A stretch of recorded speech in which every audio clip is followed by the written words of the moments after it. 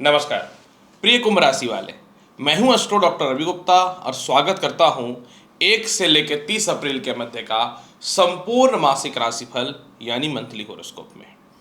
प्रिय कुंभ राशि वाले, पहले तो एक बात के लिए माफी चाहूंगा कि इस बार वीडियो थोड़ी सी देर से आ रही है, क्योंकि आप सभी को पता है वायरल वगैरह चल रहा है, तो थोड़ा सा फीवर कुछ दिन रह गया, तो जिसके चलते थोड़ा सा वीडियो अपलोड करने में देर हो गया, आप लोग समझ सकते हैं।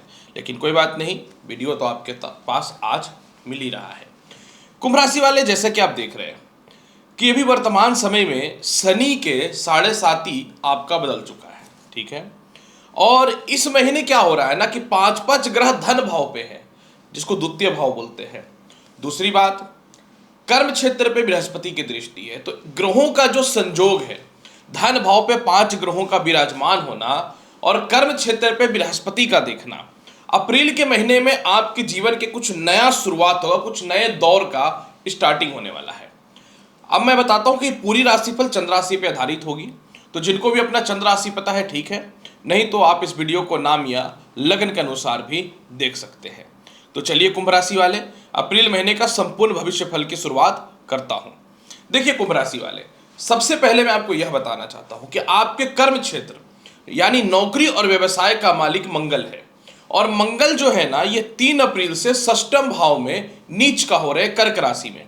अब कर्म का मालिक पूरे महीने नीच का होगा, लेकिन एक प्लस पॉइंट है कि कर्म का मालिक मंगल जो षष्ठम भाव में नीच का हो रहा है, तो यहाँ के ये कारक होते हैं, तो कोई विपरीत राजयोग वगैरह तो नहीं बनाएंगे, लेकिन पूरे महीने आपको मेहनत बहुत ज्यादा करना पड़ेगा, मैं एकदम खुल के बता देता हूं। और इसके अलावा अपने पिता से, अपने सीनियर से और अच्छे जो आपके क्लाइंट्स या कस्टमर हैं, इन लोगों से थोड़ा तालमेल बेहतर बना करके रखने की आवश्यकता होगी। और किसी के भी कहने पे कोई व्यापार से रिलेटेड या नौकरी से रिलेटेड बड़ा डिसीजन मत ले लेना, ये एक तरह से सावधानी है जो मैं आपको बता दिया। जैसे डॉक्टर दवाई देने से पहले बोलता है कि ये दवाई खाओगे तो और क्या चीज का परहेज करना है, नहीं करना है। अब यहां पे बृहस्पति का कर्म क्षेत्र पे दृष्टि है, राहु का भी कर्म क्षेत्र पे दृष्टि है, तो जिन लोगों का नौकरी व्यवसाय नहीं था, अगर आप थोड़ा हार्ड वर्क और बहुत मेहनत करते हो तो नए नौकरी और व्यवसाय के योगों में वृद्धि हो जाएगा, क्योंकि बृहस्पति कर्म क्षेत्र को देख रहा है। दूसरी बात, सूर्य जो है ये 14 अप्रैल से उच्च के हो रहे हैं, तो जो लोगों को नौकरी व्यवसाय में बदलाव करना है, 14 अप्रैल से बेहतर ऑप्शन खुल जाएंगे। इसके अलावा जिनका सरकार से रिलेटेड या रिश्तेदारों से रिलेटेड या पार्टनरशिपिंग से रिलेटेड व्यापार को आगे बढ़ाना है, तो उससे रिलेटेड भी 14 अप्रैल से बेनिफिट के रास्ते आपके जीवन में खुल जाएंगे। और इसके अलावा 7 अप्रैल से बुध जो है ये मार्गी हो जाएंगे, तो आपके जीवन में व्यापार और नौकरी से रिलेटेड किसी प्रकार की कोई कानूनी अड़चन है तो वह ठीक हो जाएगा। और जैसे ही बुध जो है 7 अप्रैल को मार्गी हो जाएंगे, तो नीच भंग राजयोग होने के कारण लॉटरी सट्टा शेयर मार्केट में अच्छा लाभ आपको मिलना चालू हो जाएगा 7 अप्रैल से। तो बस आपको कर्म क्षेत्र में थोड़ा ध्यान देके रहना पड़ेगा, सीधा सीधी बात है, एक्टिव ज्यादा रहना पड़ेगा। कैसा रहेगा विदेश यात्रा का हाल, सीधी बात कर देता हूं। 4 अप्रैल से शनि उदय हो रहे हैं, जो आपके कुंडली के द्वादश भाव के मालिक होते हैं, तो 4 अप्रैल से विदेश जाने से रिलेटेड संभावनाएं जो बढ़ जाएंगी।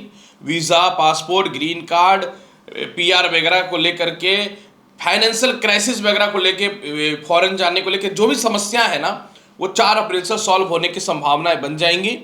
परंतु एक बात का थोड़ा सा ख्याल रखना पड़ेगा, शनि वाणी स्थान में बैठे हुए हैं, तो थोड़ा सा वाणी पे नियंत्रण भी रखना पड़ेगा। कैसा रहेगा इस महीने इनकम का हाल, आय का मालिक जो है देवगुरु बृहस्पति, ये चतुर्थ भाव में कारक तत्व स्थान में है, जहां के कारक होते हैं उच्च के होते हैं। तो ये तो खैर क्लियर हो गया कि पूरे महीने दौलत की कमी नहीं होगी, लेकिन नए दौर का शुरुआत होगा। स्टार्टिंग में मैंने आपको बताया था, तो ऐसे सिचुएशन में क्या होगा कि 7 तारीख को बुध मार्गी होंगे धन भाव पे, बुध का धन भाव पे बैठना, सूर्य का धन भाव पे बैठना, शुक्र, शनि का और राहु का, इस महीने अचानक मोटा पैसा का रास्ता खुल जाएगा। जिनके फंड फंसे हुए हैं, बिल्कुल घबराने की बात नहीं है, 7 तारीख से वह भी निकलता हुआ दिखेगा। और इसके अलावा जिनको फंड चाहिए या फिर मतलब एक तरह से फाइनेंसर चाहिए या नौकरी में चेंज करके ज़्यादा सैलरी इंक्रीमेंट वगैरह करना चाह रहे हो, कोशिश कर रहे हो, तो वो 14 अप्रैल से होना चालू हो जाएगा। तो 7 अप्रैल से इस महीने धन की कमी नहीं है, 7 अप्रैल तक थोड़ा सा मैनेज कर लेना अपने आप को।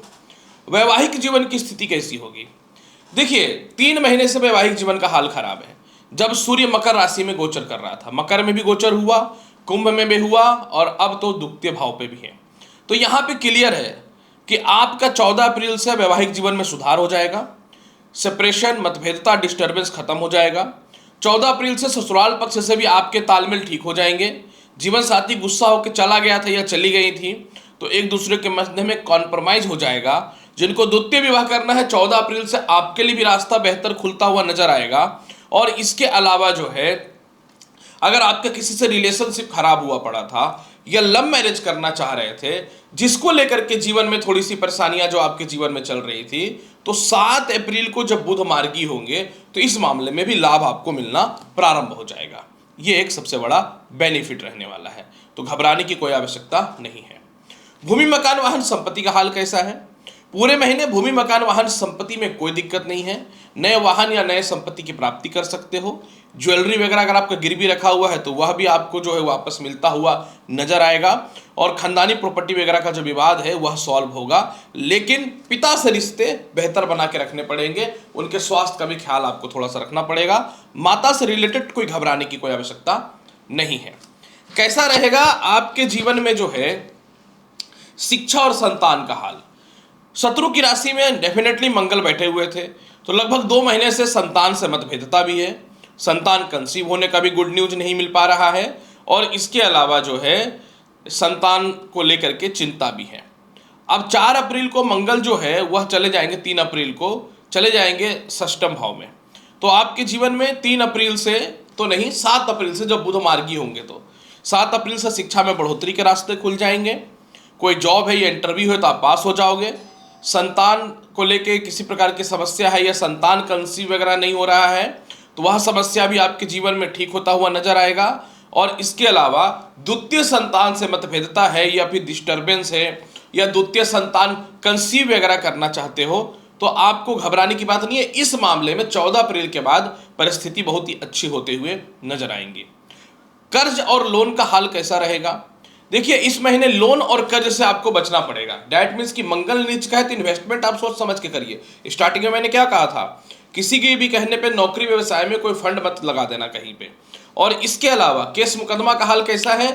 जो भी कुंभ राशि वाले या कुंभ लगन वाले व्यक्ति हो, बहुत ज्यादा केस मुकदमा को लेकर परेशान थे, कोई स्कैम, घोटाला, डिस्टर्बेंस, परेशानी हो गया था, तो 4 अप्रैल से जब शनि देव उदय हो रहे हैं तो इन समस्याओं से आप बाहर निकल जाओगे।